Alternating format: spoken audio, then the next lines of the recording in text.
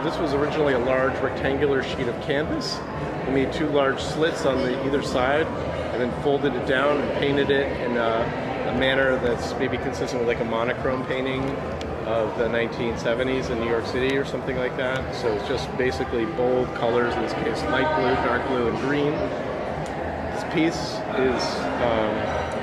can be hung in any orientation.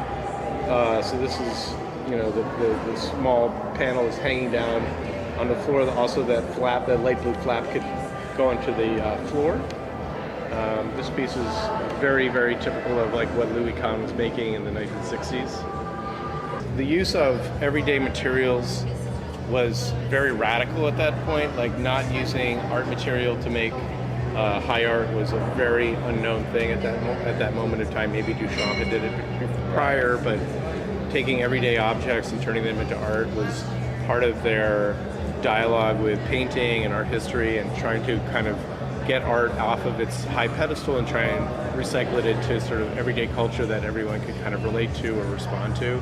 France at that time was urbanizing rapidly, so a lot of the sort of traditional homestead kind of lifestyles of French peasants were beginning to vanish.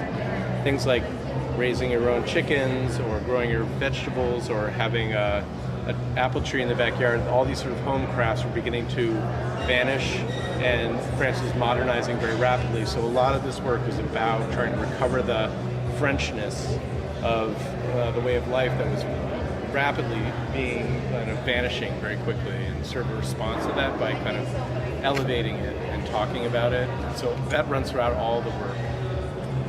The use of bed sheets, the use of sort of kitchen items, things like that.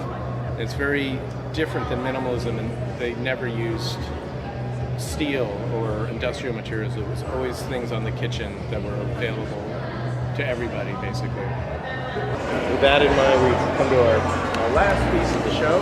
As you can see, this is a large bed sheet that Louis Kahn created a stamp saying Louis Kahn, artist painter, artiste peinture, over and over and over again. This piece is in some ways a very direct critique or joke on the BMPT movement, where someone like Olivier Bosset would use the M of his name, his initials, over and over again, and also kind of tweaking the notion of artists trying to step back from individuality and authorship and trying to kind of be more neutral. So this was a kind of a aggressive activity of using the stamp over and over again.